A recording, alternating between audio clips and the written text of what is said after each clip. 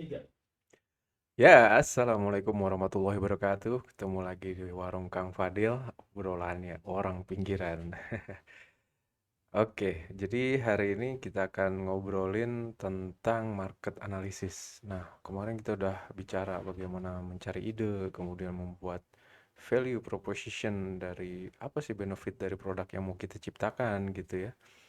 Lalu kita bagaimana merealisasikan produk itu dalam bentuk membuat model bisnisnya gitu ya. Lalu kita bikin eksperimen untuk memastikan apakah memang itu yang dibutuhkan oleh customer gitu. Ide kita sama kebutuhan customer align nggak gini. Dan yang paling penting adalah kita menganalisa marketnya. Jangan-jangan yang butuh cuma satu dua orang aja, sedikit sekali. Jadi jangan sampai ide kita ini tidak bisa monetisasi secara optimal. Oke, sekarang kita lihat kaitan antar konsep yang kita pelajarin di episode sebelumnya. Dari ide itu kan kita dapatkan dari pain atau problem yang dialami oleh konsumen kita. Kemudian kita mencari inspirasi solusi apa untuk nge-solve masalah mereka. Kemudian produk yang kita wujudkan atau jasa yang kita buat itu kita bikin value propositionnya. Kita bikin reason to believe eh, kepada customer apa sih yang meyakinkan mereka untuk membeli produk kita nanti, apa manfaat yang bisa mereka dapatkan. Kemudian bagaimana kita merancang agar value itu benar-benar bisa di-delivery ke customer. Kita cek SDM kita, SDA kita, kemudian sisi keuangannya, nanti revenue-nya dari mana, kemudian channel penjualannya dari mana, terus nanti key activity-nya apa aja, itu semua kita tuangkan di bisnis model kita.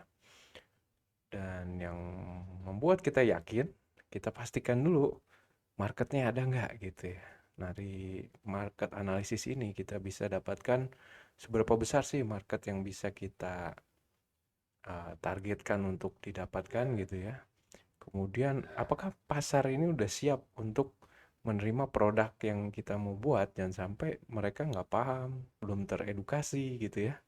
Terus kita lihat juga perubahan-perubahan dinamika pasar yang mungkin terpengaruh makroekonomi atau mikroekonomi, ya kita perlu lihat analisanya.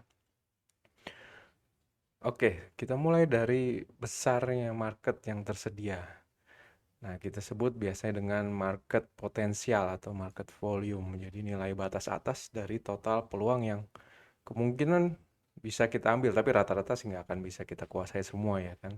Namanya juga market biasanya berbagi dengan para kompetitor atau yang penyedia barang-barang substitutor gitu ya. Nah, di sini ada dua jenis, ada market volume, jadi total volume yang kira-kira bisa jumlah yang bisa terjual gitu ya untuk lingkup pasar tertentu. Tentunya pasar yang bakal menerima produk kita. Ini untuk memvalidasi marketnya ada nggak sih gitu ya. Kemudian untuk analisa pasarnya kita lihat potensi penjualan dari calon pelanggan potensial. Prospeknya. Contoh ya, contoh prospek ya, kita bikin apps gitu di mobile Android atau di iOS. Ya, pemilik smartphone ada berapa. Kemudian, oh ini tentang games gitu. Berarti gamesnya rentang usia berapa sampai berapa. Kita lihat jumlah customer dengan rentang usia itu berapa, banyak tersebar di mana aja. Kemudian kemampuan spending mereka seperti apa. Nanti kelihatan di situ size market yang kira-kira bisa kita dapatkan. Nah, ini biasanya kita hitungnya per 1 tahun atau 12 bulan ya dalam satuan mata uang ya yang kita gunakan gitu. Nah, hierarkinya pertama ada istilah TAM, Total Available Market. Artinya apa?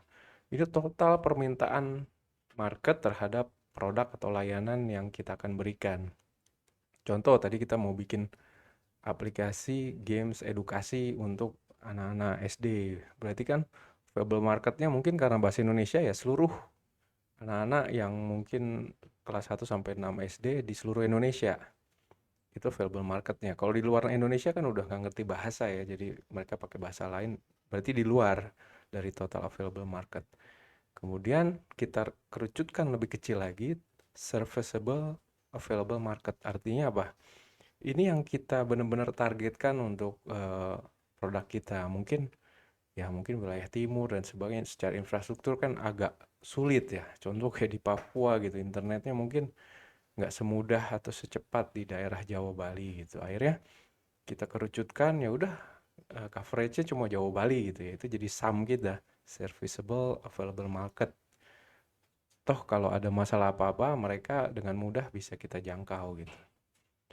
Terus yang bisa kita rebut marketnya mana? Nah, itu kita bilang serviceable obtainable market. Oh ya udah, kita start dari Jabodetabek karena kita operasionalnya di situ dan sangat mudah untuk ke sekolah-sekolah, ke tempat institusi pendidikan yang dalam jangkauan kita gitu. Mudah sekali gitu daripada harus ke Jawa Tengah, Jawa Barat atau Jawa Timur atau Bali itu ya. Nah, itu tapi bisa diperbesar ketika kita sudah coba kuasai satu jeruk market awal dulu ya sebagai first customer kita. Nah, untuk cara menghitung market size, pertama kita bisa berdasarkan target customer kita. Contoh tadi kalau games edukasi, nah itu berarti kan kita bisa perkirakan tuh syaratnya apa yang masuk ke dalam target customer kita. Ya berarti yang punya handphone atau yang minjem handphone ibu bapaknya gitu ya, yang sekolah secara remote online selama pandemi gitu. Kita total tuh jumlahnya berapa? Seluruh Indonesia gitu ya, jumlah siswanya. Data ini bisa dari mana? Dari, ya nggak tahu ya, mungkin dari institusi-institusi yang menjual data statistik kan banyak ya. Itu bisa kita cek di BPS, mungkin ada gitu ya. Terus jumlah target customernya tadi berapa? Ada berapa orang seluruh Indonesia? Mungkin dari sekolah juga bisa dihitung mungkin ya. Karena kan namanya juga game edukasi, hubungannya sama sekolahan gitu. Rata-rata yang homeschooling, nah itu kadang-kadang susah juga untuk kita dapatkan datanya gitu ya. Nah, kemudian wilayah pelayanannya di mana? Ya udah, tadi kan Jabodetabek. Kemudian target customer dalam wilayahnya ada berapa murid. Itu makin spesifik lagi sampai kita perkirakan ini berapa persen sih mewakili dari semua market share yang bisa kita ambil dari tadi market potensial totalnya gitu, TAM-nya gitu ya. Nah, kira-kira untuk customer awal berapa sih? Oh, di Jabodetabek mungkin ada berapa ribu, 2.000 sekolah gitu, 2.000 sekolah ada ratusan ribu murid gitu ya. Nah, udah itu semuanya dikali dengan harga ya pembelian aplikasi kita. Mungkin harganya cuma 10.000 gitu ya. Ya, untuk target awal 10.000 student, ya udah 10.000 kali 10.000 gitu ya. Nah, itu adalah nilai SOM-nya. Nanti begitu yang ke atas lagi ya tinggal kaliin dengan jumlah-jumlah yang tadi di atas udah kita define sebelumnya. Nah, tips perhitungan tadi saya bilang untuk mendapatkan data ini ya teman-teman bisa lihat ke data riset pasar yang dikeluarkan. Kalau konsultan kayak Gartner EDC kan nggak relevan dengan kalau kita mau lokal mungkin dari BPS gitu ya. Kemudian laporan konsultan riset nih juga bisa digunakan. Kemudian untuk menciptakan kategori baru, nah market potensial bisa diperkirakan dari produk-produk lama yang kita substitusi gitu ya. Mungkin dulu games-games gitu ya, bentuknya masih board games atau card games yang benar-benar fisik gitu gamenya. Kayak saya contohnya pernah beliin games untuk melatih anak berhitung, itu bentuknya kartu. Jadi kita main kartu tapi dilatih untuk berhitung gitu. Nah, dengan games yang kita create di Android atau di iOS ini substitusi permainan fisik tadi. Nah, kita bisa aja jumlah marketnya kita tentukan dari pembelian games kartu fisik tadi gitu. Nah, itu dengan asumsi kita mau mengakuisisi market yang sudah ada, yang sudah existing, yang produknya akan kita replace. Nah, kemudian market validation, nah ini bagaimana membuktikan peluang dalam waktu dekat dalam jumlah besar untuk solusi-solusi baru. Jadi kalau kita punya solusi baru ya, kan belum tentu market bisa nerima ya. Contoh teknologi baru ya kayak sekarang yang lagi coba penetrate kan IoT gitu ya. Nah, itu kadang-kadang untuk memvalidasi ya kita agak sulit gitu karena data-data sebelumnya kan sangat sulit didapatkan ya. Mungkin banyaknya data dari industri aja, tapi pemakai B2C itu belum ada mungkin datanya. Ya, kita mulai dari data pengguna smartphone dulu mungkin. Nah, bisa juga dari data market validation yang sudah dilakukan oleh mungkin startup-startup sebelumnya atau perusahaan-perusahaan sebelumnya yang bisa kita gunakan. Contohnya kita mau bikin aplikasi untuk mencari hotel atau mencari tiket. Nah, itu bisa nyontek tuh data dari Traveloka, Tiket.com dan sebagainya. Klaim-klaim mereka itu bisa kita gunakan sebagai data awal untuk melakukan market validation. Nah, pendekatan lain ya bagi bisnis yang sudah beroperasi sebelumnya gitu. Misalnya dia sudah punya produk, sudah berjalan gitu ya. Contohnya eh,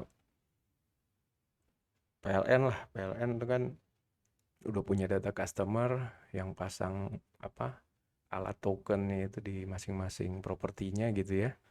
Nah, dia mau mungkin di IoT kan gitu. Jadi pengoperasian pengisian token apa semua bisa otomatis lewat apps gitu, nggak perlu datang ke meterannya tekan-tekan angka tokennya, nggak mau gitu. Jadi dia bisa dari data yang sudah existing, pelanggan existingnya.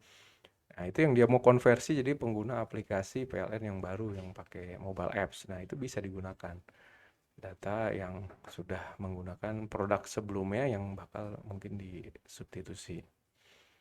Nah, sekarang kita ngomongin external analysis. Ini maksudnya faktor eh, di luar sana yang mempengaruhi kebutuhan atau permintaan pasar terhadap produk kita.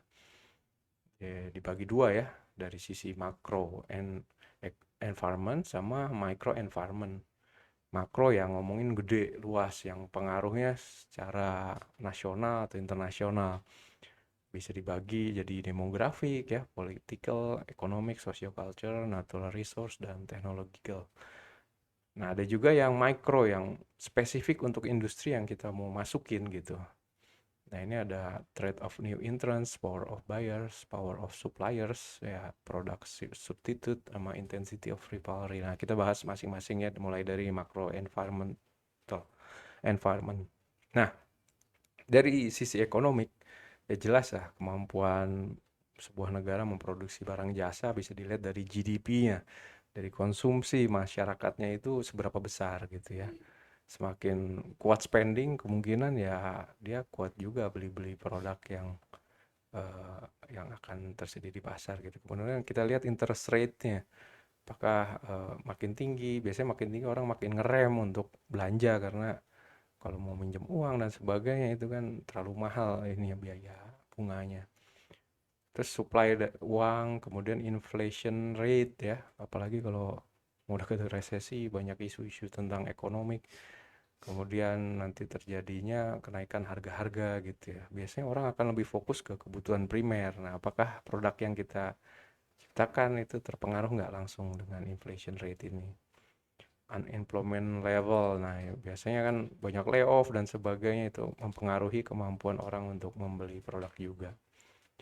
Terus wage price control, yaitu tergantung kebijakan negara ya menentukan mungkin batas upah minimum regional dan sebagainya.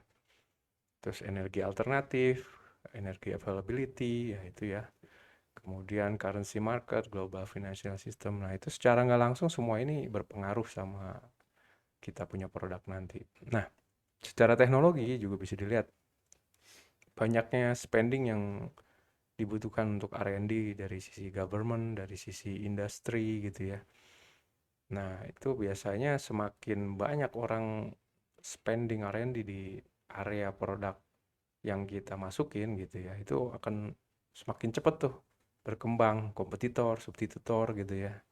Nah, kita harus siap-siap gitu. Apakah R&D kita juga bisa compete gitu dengan kondisi di luar sana gitu ya.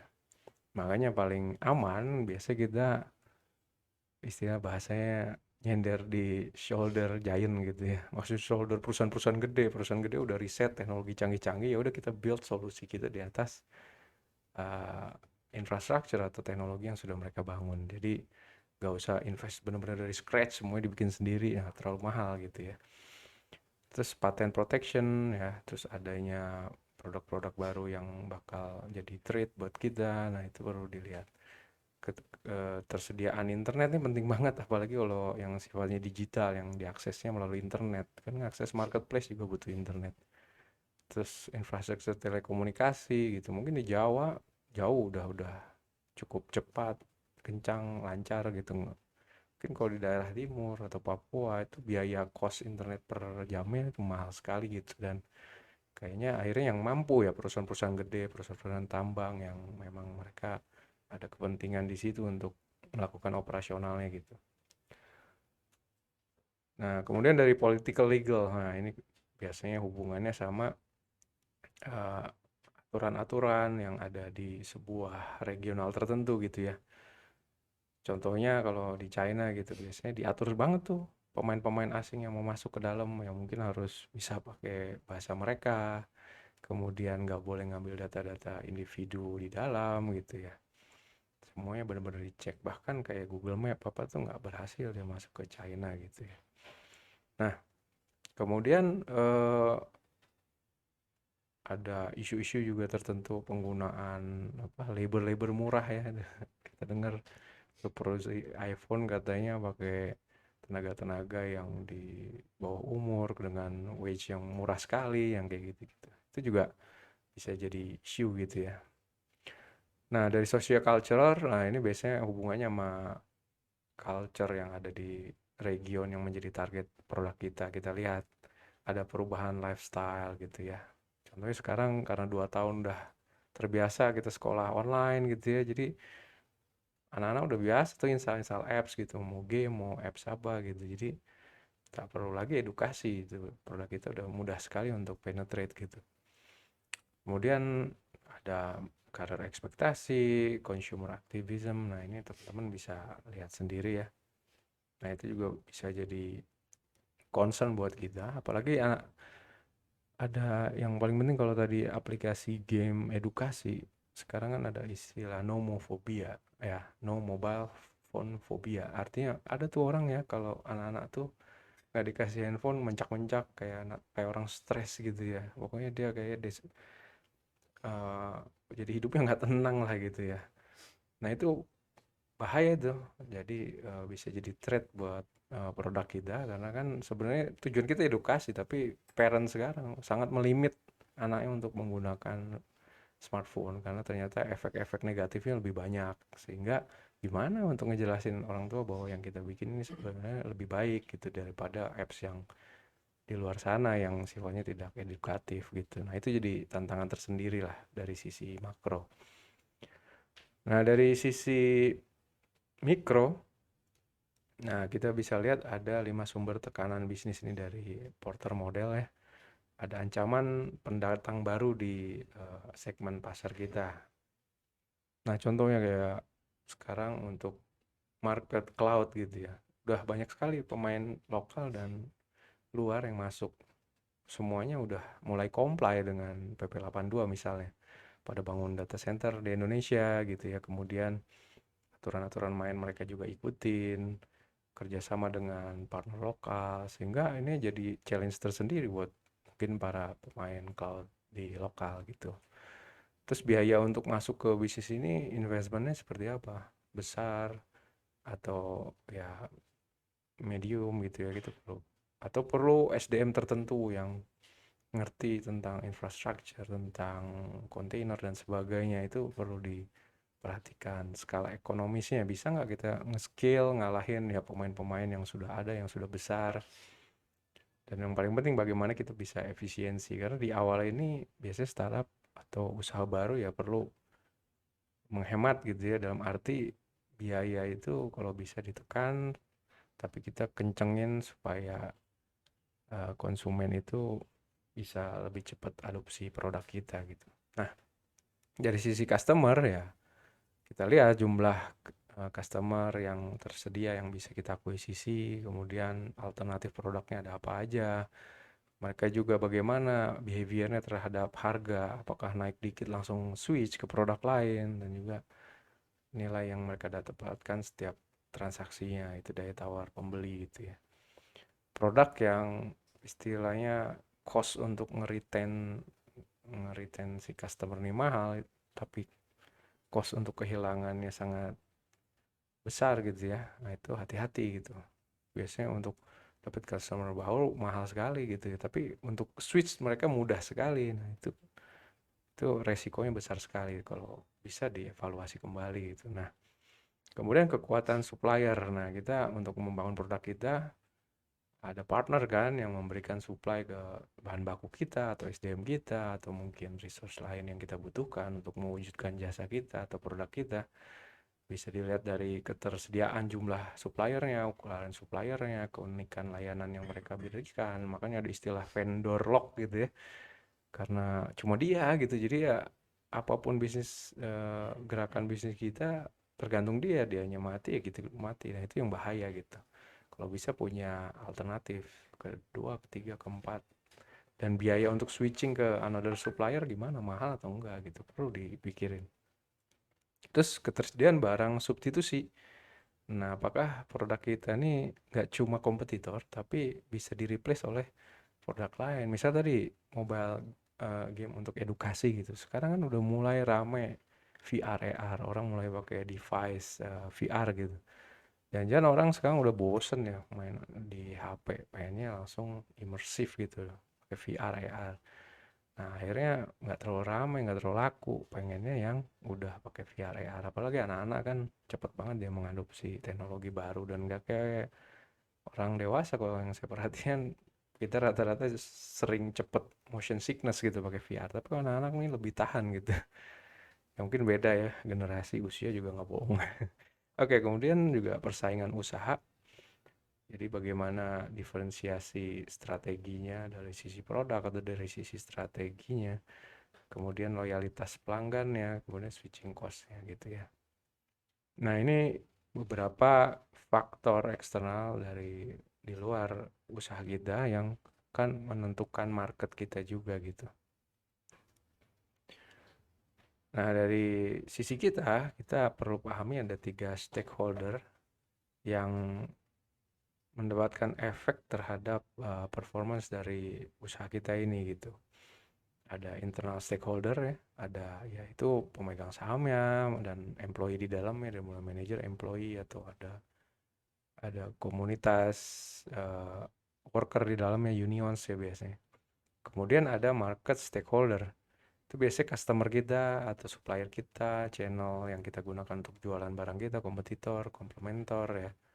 Dan yang non-market stakeholder ini yang mempengaruhi nggak secara langsung di bisnis atau di operasional bisnis kita, tapi apa yang mereka lakukan tuh ada impactnya. Contohnya government, dia bikin regulasi, secara nggak langsung kita kena juga kan. Itu komunitas, bagaimana persepsi komunitas terhadap produk kita, masyarakat juga, kemudian ya yang lain-lain termasuk perbedaan generasi gitu ya. Generasi sekarang sama yang lama mungkin dari sisi mindsetnya gitu udah beda, cara adopsi barang-barang baru udah beda. Nah, ini cara menganalisanya bisa seperti ini. Jadi kita deretin di sebelah kiri itu ya, ada internal stakeholder, ada market stakeholder, ada non market stakeholder. Kita tulis semua ekspektasi para stakeholder ini terhadap produk kita. Kemudian antisipasi kita terhadap ekspektasi mereka apa. Misal gitu ya, pemegang saham pengennya cepat balik modal gitu ya. Ya udah kita tulis. Nanti kita jelaskan simulasi nanti bagaimana kita mengenerate cash flow dan sebagainya. Kemudian dari sisi karyawan, mereka butuh kestabilan, mereka butuh support dari sisi kesehatan, dari sisi edukasi. Nah, kita bikin, ada program one book per month, atau ada program BPJS, ada program apa gitu. Jadi semua kebutuhan-kebutuhan, keinginan-keinginan stakeholder ini supaya bisnis lancar, semuanya diantisipasi. Termasuk yang tadi yang mungkin nggak secara langsung berhubungan, kayak aturan ada regulasi pemerintah yang seperti ini. Ya udah kita pakai cloud lokal, jangan di luar. Nanti kita kena undang-undang baru ini, kita repot gitu ya. Nanti cost yang tidak disangka keluar kayak gitu. Nah, terus kita bikin prioritas mana dulu yang perlu kita pikirkan lebih awal dan di-solve lebih awal.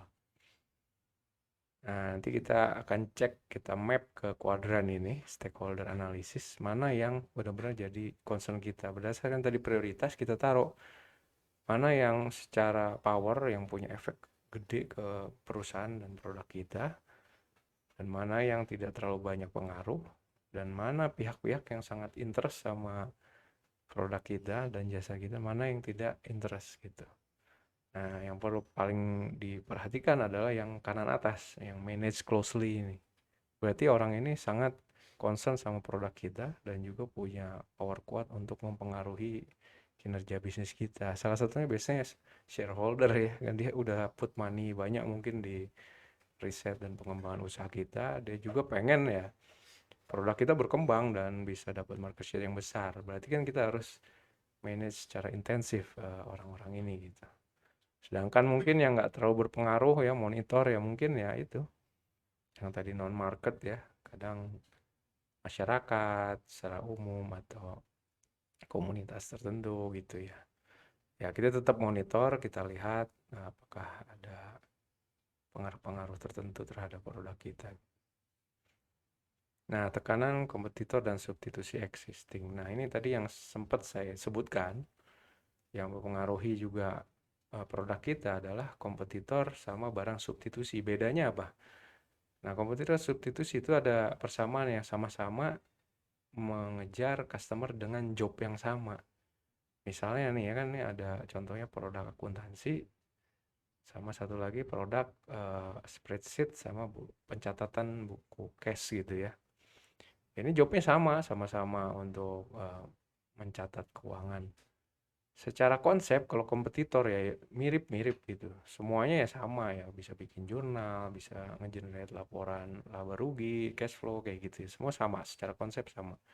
Tapi kalau substitusi bisa jadi beda. Contoh kalau buku kas ya udah itu bukunya bentuknya buku fisik ditulisin gitu jurnalnya digarisin secara manual pakai penggaris. Tapi kalau Excel mungkin udah ada template tinggal kita download langsung kita isi aja datanya untuk perhitungan juga udah secara otomatis. Jelas kalau value proposition ya untuk masing-masing produk di kompetitor itu bisa jadi berbeda. Oh Zahir fokusnya di mana? Mungkin UKM atau mid business gitu. Tapi mungkin SAP, oh fokusnya ya di enterprise atau MNC gitu ya, multinasional. Nah, kalau substitusi udah jelas dia akan sangat berbeda sekali value proposition. Contoh tadi buku kas berarti kan apa ya buat UKM-UKM yang masih ada gap teknologi. Jadi mereka untuk adopsi teknologi agak susah ya orang-orang jadul mungkin senangnya masih nulis pakai buku gitu ya. Nah, kalau Excel, wah udah aplikasi bentuknya, bahkan bisa jalan di mobile, di tablet, di PC, di mana-mana gitu ya. Jadi dari situ aja manfaat yang didapetin udah jauh beda. Jadi value propositionnya udah beda jauh. Targetnya udah jauh beda gitu. Nah, yang perlu diperhatikan, kompetitor ini hanya makan market share kita. Substitutor apa, produk substitusi itu bahaya karena mereplace produk kita. Contoh, ya kita lihat sendiri lah perusahaan-perusahaan UKM yang biasa udah pakai manual, buku jurnal, begitu dia hire orang baru yang ngerti tentang penggunaan Office, dibuang itu buku jurnalnya semua diganti sama Excel. Artinya apa? Bener-bener nge-replace produk kita nggak akan eksis lagi di market karena udah ada yang lebih baik. Contoh kayak tadi yang dulu orang operasional pakai PC, sekarang kan nggak mobile, nggak mobilitasnya terganggu, akhirnya switch semua ke tablet, ke bahkan tablet sekarang udah sekuat PC gitu. Nah, itu contohnya substitusi. Nah, kita lihat dari sisi advantage-nya itu ada istilah competitive advantage, yaitu atribut yang membuat sebuah produk atau jasa mengungguli kompetitornya. Jenisnya itu ada 4. Yang pertama adalah differential advantage, jadi kemampuan menawarkan produk yang berbeda ya, mungkin dari sisi fitur, dari sisi manfaat, atau comparative advantage ya, kemampuan produksi secara lebih efisien dari kompetitornya gitu ya. Misal Astra Honda Motor gitu punya pabrik yang udah menggunakan 90% pakai robot gitu. Jelas itu akan lebih efisien daripada menggunakan manusia. Atau fokus pemilihan segmen customer tertentu agar dapat bisa melayani yang lebih fokus gitu. Contohnya banking-banking yang priority gitu ya buat orang-orang sugih gitu. Biasanya dia akan punya pelayanan yang lebih dibanding ya common bank gitu ya. Kemudian aset. Nah, ini biasanya aset yang dimiliki perusahaan yang tangible atau intangible yang nyata atau tidak ya, berupa mungkin haki atau paten dan sebagainya yang memungkinkan dia bisa beroperasi dengan lebih baik gitu. Ada juga istilah unfair advantage, jadi competitive advantage yang benar-benar unik yang susah sekali untuk di ATM, amati tiru modifikasi. Contoh kayak asetnya Google, ya. Asetnya dia kan SDM-nya itu super brilian dan juga infrastruktur yang dia miliki kadang servernya aja customize gitu. Jadi susah gitu untuk bikin mungkin search engine yang bisa menyamai Google gitu. Apalagi sekarang mereka mungkin mulai main di quantum computing, kebeli aja enggak gitu. Jadi terlalu tinggi advantage-nya sehingga barrier-nya terlalu tinggi. Atau fokus Baidu mainnya di China, kita aja untuk comply masuk Cina nggak berhasil, nggak bisa, ya udah itu susah apalagi di belakangnya disupport pemerintahnya karena kan orang lokal gitu ya. Terus cost leadership, siapa bisa produksi handphone performannya Xiaomi tapi dengan cost yang lebih murah? Hampir susah karena mereka kan labornya murah, kemudian manufacturingnya udah mature, infrastrukturnya udah oke, semuanya udah ekosistemnya udah cakep lah. Jadi untuk compete di situ ya too good to be true lah, ngayal aja gitu. Nah, atau dari aset basis pengguna. Oh, pengguna udah banyak banget kayak Facebook, terus diakuisisi WA, IG gitu. Wah, itu kan banyak banget ya. Oh, susah lah kita nyaingin dia, orang penggunanya banyak sekali gitu ya. Jadi kalau dia mau bikin apa-apa, mudah untuk nge-reach orang-orang ini karena semuanya udah jadi basis pengguna mereka. Atau monopoli gitu ya, ke Telkom atau BUMN lain gitu. Nah, perceptual map, nah ini juga tools yang bisa membuat kita memudahkan untuk memapping para pemain ya, yang di segmen pasar yang sama gitu ya, berdasarkan differential advantage tadi, keunikan masing-masing gitu, sama fokus dari target market mereka masing-masing. Biasanya kita bikin aksis yang saling bertolak belakang. Misal kiri ke kanan, kiri itu murah, kanan itu mahal. Jadi ya barang-barang yang low cost sama yang high cost. Yang atas ke bawahnya antara kenyamanan dengan performa. Biasanya itu saling jarang ya performanya bagus tapi juga nyaman. Biasanya bertolak belakang gitu ya. Contoh mungkin Microsoft gitu kayak cloud provider lah.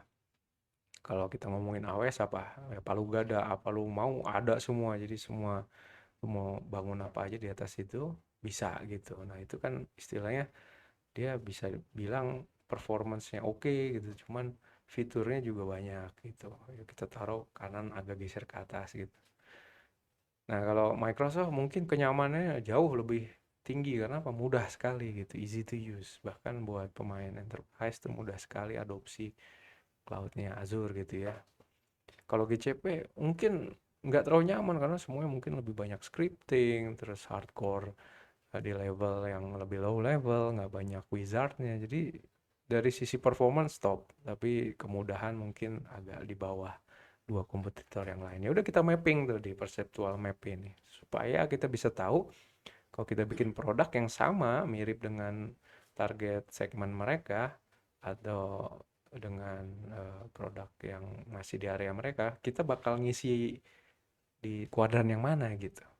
Apakah murah banget dengan fitur terbatas atau murah fiturnya banyak atau mau ngelampauin semuanya ya, tapi ya jangan ngayal. Di sinilah kita bisa berpikir secara realistis. Gitu. Jadi langkahnya kita lihat unique value proposition. Jadi manfaat yang unik dari produk kita apa? Kompetitornya ya kita jembrengin semua di map itu. Value attribute lain yang ada di setiap solusi yang kita put di situ kita perlu tahu semua, kita pelajari. Kita juga kalau bisa survei dulu kuantitatif ke customer pengguna produk yang sama gitu ya. Baru kita petakan gitu. Jadi kita bisa lihat nanti siapa sih pesaing terdekat kita, siapa sih lawan kita gitu yang nggak secara langsung, atau apa kayak kita lihat ada ceruk market yang belum disentuh siapapun yang bisa mungkin kita ambil gitu. Itu penting. Perceptual map ini sangat membantu untuk memahami pasar gitu ya, terutama spesifik ke target segmen yang kita mau kejar. Nah, kalau aksesnya lebih dari dua itu gimana Mas? Ada toolsnya, buka aja perceptualmap.com. Itu monggo, itu lebih kompleks dan ini kayaknya nggak bisa digambar pakai tangan, susah. Kita lihat juga ada faktor penghambat adopsi dari pengguna. Jadi biasanya ada beberapa hal yang perlu kita pahamin. Market tuh nggak selalu bisa adopsi produk-produk baru dengan cepat. Ada beberapa penghambat dan ada yang pendukungnya. Kalau pendukung kita udah bahas ya. Itu ada di value proposition produk kita, yaitu manfaat yang dibawa dari produk kita. Bagaimana kita nge-solve pain-nya customer, problem-nya customer, dan juga menghasilkan ekspektasi-ekspektasi yang mereka harapkan. Nah, kita fokus ke penghambatnya apa aja. Yang pertama edukasi pelanggan. Ngebayang ya 2016 awal lagi hype di Indonesia mungkin IoT gitu. Ya, mungkin yang paham terminologi ini banyaknya di industri karena mereka sudah menggunakan mesin-mesin cerdas, pintar yang bisa diprogram. Jadi begitu di-connect ke internet, mereka udah setengah udah paham gitu ya, nggak perlu banyak edukasi. Tapi begitu kita masuk ke B2C customer, ke dunia pendidikan, mereka ngawang-ngawang apa tuh IoT. Device bisa saling ngobrol, gimana ceritanya gitu. Nah, begitu mulai banyak produk dari Google, kayak Google Assistant, ada Alexa dari Amazon, ada Siri dari Apple gitu. Mulai kebayang, oh itu bentuk IoT bisa kayak begitu ya. Jadi ya device itu bisa ngobrol, bisa sensing, bisa mengirimkan data dan sebagainya. Mulai terbentuk edukasi nggak secara langsung di situ. Orang mulai kebayang, oh begitu maksudnya gitu. Nah, kalau teman-teman jualan barang yang di dunia IoT sebelum edukasi itu dilakukan kepada pasar, kemungkinan gagal sangat tinggi. Artinya apa? Jadi edukasi ini harus dilakukan. Biasanya kalau startup bukan di level itu, kita nggak punya dana sekuat itu untuk mengedukasi pasar. Ya gandeng lah asosiasi, komunitas untuk sama-sama mengedukasi pasar. Jadi ada competition, ada kolaborasi di situ antar pihak dari pemerintah, edukator, dan juga perusahaan untuk sama-sama membuat masyarakat nih paham gitu ya. Nah, ini masalah paling fundamental tapi kadang-kadang kelupaan. Jadi selalu ngelihat ke dirinya sendiri yang paham gitu, padahal yang mau ditargetin tuh nggak paham. Kemudian readiness atau kesiapan dari market. Nah, contoh Gojek. Gojek kenapa laku di atas tahun 2010? Karena dulu handphone masih mahal. Masyarakat secara umum nggak punya handphone. Yang masih pakai inilah telepon-telepon di atau pager gitu ya. Jadi kalau kita bikin zaman-zaman dulu masih HP monokrom, pasti gagal karena apa? Terlalu sulit. Ah, UI-nya juga jelek banget gitu ya. UX-nya apalagi gitu. Orang mending nelpon datang Gojeknya diantar dan itu yang paling visible saat itu. Tapi untuk bikin apps di saat teknologi masih seperti itu belum ready. Artinya apa? Momen tuh penting. Timing, kapan kita masuk market, dan kesiapan dari marketnya itu seperti apa, itu perlu diperhatikan. Nah, hambatan lainnya adalah upaya dan biaya. Nah, jelas lah. Contohnya untuk menggunakan produk kita minimal butuh apa sih? Oh, butuh handphone, butuh paket data, butuh apa? Ya kredit atau kartu kredit atau apa? eh, punya GoPay atau apa gitu ya. Wah, digital wallet untuk beli gitu ya. Terus perlu registrasi, jadi minimal punya akun apa untuk bisa daftar, bisa pakai akun sosmed, akun mailnya dia atau apa gitu. Terus menggunakannya mudah atau perlu belajar gitu ya, itu disediakan nggak? Perlu nonton video dulu atau langsung saking intuitifnya orang langsung bisa pakai gitu ya. Jadi ini hambatan-hambatan ini ditulis semua gitu. Upaya atau biaya yang keluar ketika customer menggunakan pertama kali produk atau jasa kita.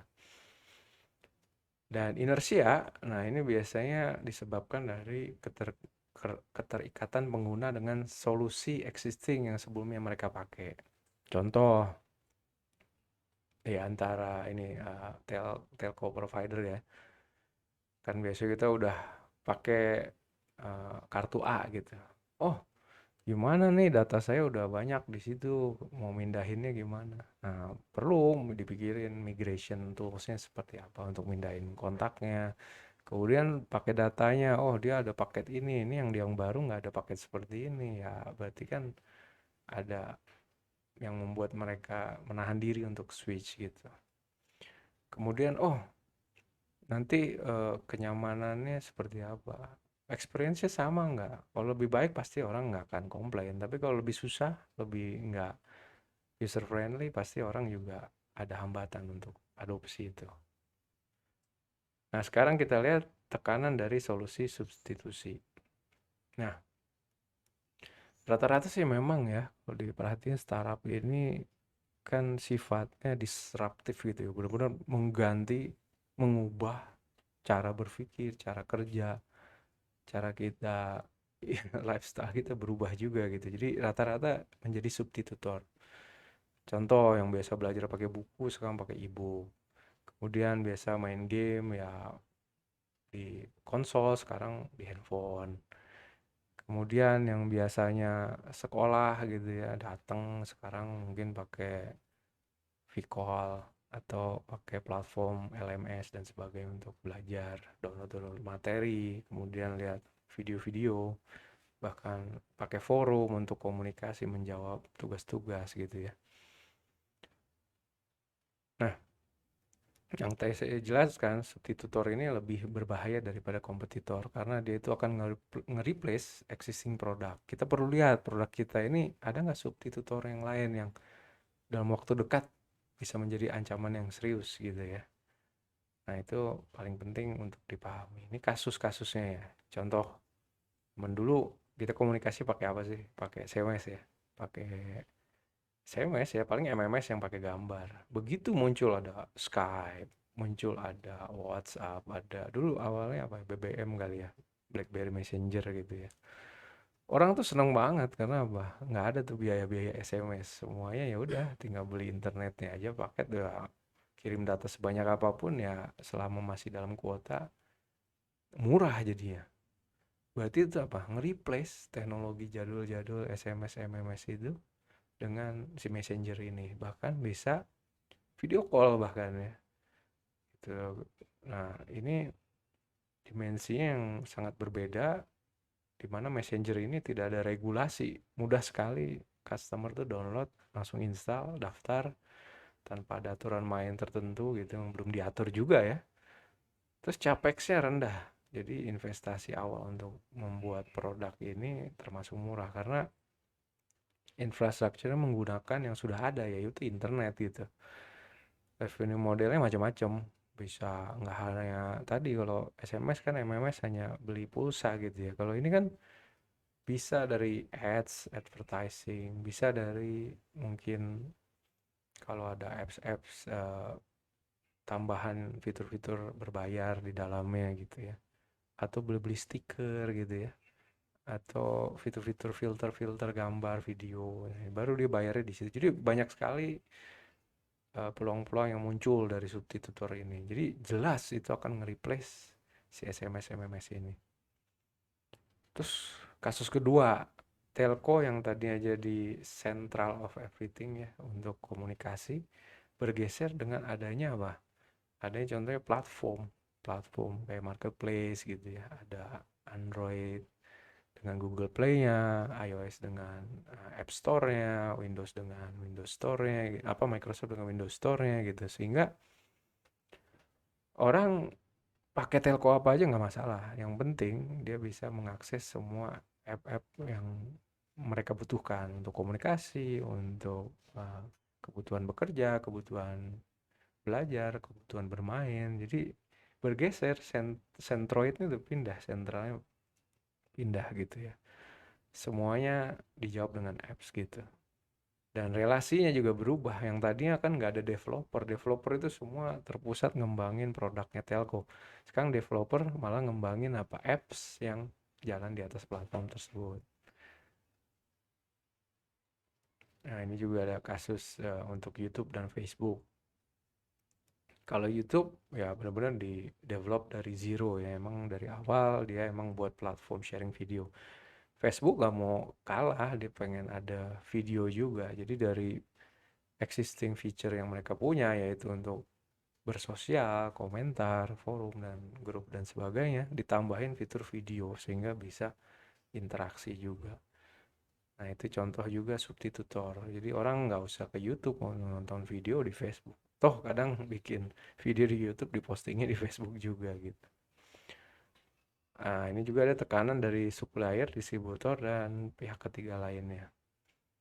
Nah, kita harus bikin diagram ekosistem. Jadi bagaimana aliran ya, aliran di sini ada macam-macam aliran, aliran informasi, value dari produk, kemudian ketergantungan satu entitas dengan yang lain, kemudian alur uang dan alur barang.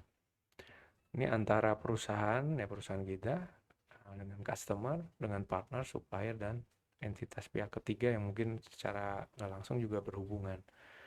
Contohnya nih dalam sekolah gitu ya. Ya, contohnya sekolah ini berhubungan dengan orang tua, ada aliran uang SPP dari orang tua ke sekolah. Sedangkan orang tua pengen dapat info-info tentang sekolah, tentang nilai anaknya. Kemudian guru itu memberikan informasi akademik ya, pengajaran di sekolah. Sekolah membuat aturan main di dalam pengajaran kepada guru. Nah, itu alirannya semua di-define. Di sini ya diagram ekosistem biar bisa tahu kita ini sebenarnya di dalam ekosistem seberapa penting sih, seberapa dibutuhkannya gitu ya. Jadi semakin banyak yang connect ke kita alirannya ini, mau dari mulai informasi, uang, barang, dan sebagainya, semakin kuat posisi kita juga. Nah, contohnya ini ya, Bakul di sini menjadi apps, jadi marketplace yang menjembatani antara customer, antara koperasi, rumah makan, dan sebagainya. Jadi kepentingan dia tuh tinggi sekali sebagai konektor. Tanpa dia agak goyang mungkin pasar yang sudah terbentuk gitu. Nah, semakin besar ya pengaruh kita di dalam sebuah ekosistem ya, kemungkinan kita lebih sustain gitu ya di market. Nah, ini juga ada theory of change ya. Ini membahas alternatif suatu rangkaian perubahan yang ideal untuk menuju kondisi akhir yang diharapkan. Jadi ini contohnya ya bagaimana perubahan ini yang bisa kita lakukan agar customer kita bisa mengadopsi produk dan jasa kita. Contoh kita bikin produk pendidikan gitu ya. Apakah ini kita langsung jual ke siswa atau lewat orang tua? Contoh kalau ya anak SD tadi ya, yang punya uang kan bukan anaknya gitu ya, orang tuanya, ya udah berarti jualannya lewat orang tua. Atau lewat sekolah, jadi di-include di SPP-nya, jadi paket di ekstrakurikulernya, atau dari gurunya, gurunya jadi agen sales juga. Nah, itu banyaklah perubahan-perubahan yang bisa kita lakukan supaya kita bisa penetrate ke target market kita. Nah, juga ada analisa SWOT ya, ini untuk melihat kekuatan internal dan potensi-potensi atau threat dari eksternal perusahaan. Ini penting banget untuk melihat posisi kita seberapa siap gitu ya. Nah, kalau kita lihat ini akronim dari S-nya itu strength, kekuatan, W-nya itu weakness, O-nya opportunity, T-nya threat, tantangan, atau ya eh, ya tantangan dari luar gitu ya. Kalau strength kita lihat aja apa yang dimiliki perusahaan yang menjadi kekuatannya gitu ya. Mungkin SDM-nya ya lulusan yang universitas bergengsi dan mereka juga punya portfolio yang bagus, itu bisa jadi strength. Atau dari sisi keuangannya kita juga punya permodalan yang sangat kuat dan independen. Atau dari sisi weakness-nya kita punya kelemahan yang mungkin di Indonesia kelemahannya ya terpisah secara geografis, dipisah laut gitu ya. Jadi untuk memindahkan barang ke tempat lain tuh cost-nya cukup tinggi gitu. Atau weakness-nya yang lebih di dalam ya, itu kayaknya weakness di luar. Nah, itu lebih ke threat, tapi weakness itu lebih di dalam, berarti mungkin keterbatasan dari infrastruktur yang kita miliki. Ya mungkin kalau mau bikin cloud lokal ya server yang tersedia itu nggak banyak. Kemudian biaya listrik ya cukup mahal. Kemudian untuk pengembangan listrik yang independen gitu, bikin solar panel dan sebagainya masih mahal. Itu jadi internal weakness. Sedangkan opportunity yaitu peluang-peluang di luar yang bisa kita tangkap. Oh, sekarang lagi tren AI gitu ya. Jadi otomatis market juga teredukasi gitu dengan ada trennya ini. Jadi mereka nonton lewat film, baca-baca buku, itu udah dijelaskan tentang AI. Itu opportunity kita. Oh, market udah teredukasi gitu. Jadi kita udah siap untuk deliver produk berbasis AI. Contoh gitu. Atau dari threat, tantangan. Oh, sekarang lagi musim banyak layoff, musimnya resesi, orang pada mengefisiensikan bisnisnya. Ya udah, berarti kita bikin mungkin platform cari project, cari pekerjaan dan sebagainya. Atau bursa engineer-engineer senior yang hebat gitu ya. Jadi niche market gitu. Itu juga jadi threat yang masalah yang akhirnya kita bisa antisipasi, bahkan kita balik jadi opportunity gitu. Atau mungkin ada aturan global gitu, sekarang bikin data center nggak boleh pakai menghasilkan karbon berlebih atau apa gitu. Itu juga jadi tantangan tertentu, berarti kita harus fokus ke green energy gitu ya. Nah, ini bisa dilihat sendiri ya, strength itu contoh-contohnya apa. Bisa dari pengalaman, data, cadangan finansial, inovasi, proses, lokasi, kualitas, dan sebagainya. Weakness ya mungkin dari manfaat eh, produk kita yang terlalu parity, terlalu generik, semuanya bisa, itu juga jadi weakness. Kemampuan juga ya, kemampuan SDM untuk mewujudkan produk kita terbatas, itu jadi weakness. Reputasi ya namanya baru, belum dibentuk, atau keandalan dari sisi performance produk atau dari data yang ada, security atau cash flow ya terbatas, investasi juga terbatas, supply chain untuk pengiriman barang, rantai barang itu juga mungkin masih terkendala, dan banyak hal lainnya gitu ya. Infrastruktur sih di Indonesia itu jadi masalah banget buat orang-orang teknologi biasanya, apalagi yang di dunia hardware gitu ya. Nah, kalau peluang ya contohnya tadi ya, ada pasar yang masih baru, masih fresh, masih blue ocean, kemudian kelemahan dari kompetitor yang masih ada, masih kecil, masih masih banyak peluang untuk diambil. Atau tren-tren industri baru gitu ya, quantum computing atau tentang big data dan sebagainya, atau perkembangan teknologi yang nge-push peluang-peluang baru, VR, AR, metaverse, pengaruh dari global, yang mungkin dari sisi cultural juga, orang sekarang nomaden, kerja dari mana aja, akhirnya banyak yang pindah dari negara-negara berkembang ke daerah-daerah wisata gitu ya. Pasar baru, niche market, area-area dengan geografis khusus, contohnya mungkin Cina atau Korea Utara, jadi aturannya macam-macam, itu bisa jadi peluang kalau kita bisa ngegain kebutuhan lokal gitu ya.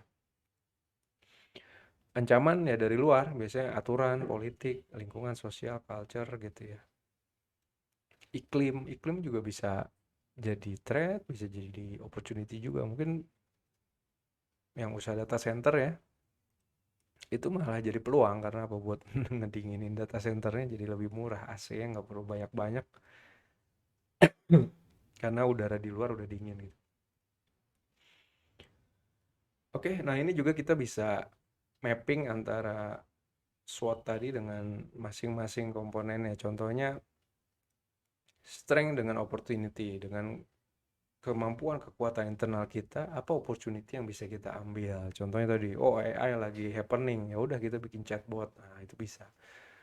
Weakness, ya ini kelemahan di mapping dengan opportunity. Nah, ini kesempatan untuk belajar, untuk menangkap peluang baru. Contohnya, oh opportunity ya sekarang segala macamnya itu udah bisa dilakukan di VR gitu ya. Ya udah, saatnya kita invest untuk bikin produk di VR gitu ya. Atau antara strength dengan threat gitu ya. Threat dari luar adalah banyak pemain cloud luar masuk ke Indonesia. Gimana supaya kita bisa survive? Oh, cloud kita berbasis Indonesia gitu. Atau cloud kita ini engineer-nya ini hebat-hebat, lulusan mereka juga. Jadi secara fitur dan kemampuan service SLA-nya juga sama-sama bagus. Nah, bisa seperti itu. Atau antara weakness dan threat. Ya, ini memadukan antara ancaman di luar dengan kelemahan kita. Ya sama ini untuk memperbaiki kemampuan internal kita supaya kita bisa menanggulangi threat yang ada. Mungkin sekarang kan banyak transaksi-transaksi fraud, kemudian hacking-hacking gitu ya. Itu kan ancaman di dunia digital dari sisi security. Weakness-nya juga ya awareness masyarakat, awareness orang-orang kita itu kurang tinggi masalah security. Ya udah di situ kita perlu eh, awareness terhadap security. Mungkin kita terapin password yang lebih kompleks, two factor authentication dan sebagainya sehingga threat ini semakin bisa kita tanggulangi. Nah ini contohnya. Oke, itu yang bisa saya sampaikan untuk kesempatan kali ini. Jadi saya harap teman-teman nge-start bisnis ya sebenarnya nggak ada aturan yang khusus ya. Orang pun dapat ilham terus bikin usaha ya monggo-monggo aja gitu. Tapi alangkah baiknya kita memulai sesuatu itu dengan ilmunya dulu. Kuasai ilmunya baru masuk hutan ya bahasanya gitu. Kalau you mau pelajarin tentang pohon pisang ya, you pelajarin tanah-tanahnya, lingkungan di mana pisang bisa berkembang, kemudian hewan-hewan di sekitar situ, iklim di sekitar situ. Artinya apa? Benar-benar kita kuasai semua lingkupnya di situ. Ya market analisis ya mirip kayak gitu. Jadi kita analisa dulu produk kita ini siapa yang akan menjadi penggunanya, banyak atau sedikit. Berarti kan itu hubungannya sama sustainability dari produk dan jasa kita. Kalau nggak ada ceruk masuk marketnya, artinya seberapa sabar teman-teman bisa nunggu akhirnya produknya itu bisa diadopsi market. Jangan sampai udah kehabisan bensin, akhirnya rugi atau ya bangkrut lah bahasanya ya. Oke, semoga bermanfaat. Kalau ada salah-salah kata, saya mohon maaf. Ketemu di episode selanjutnya.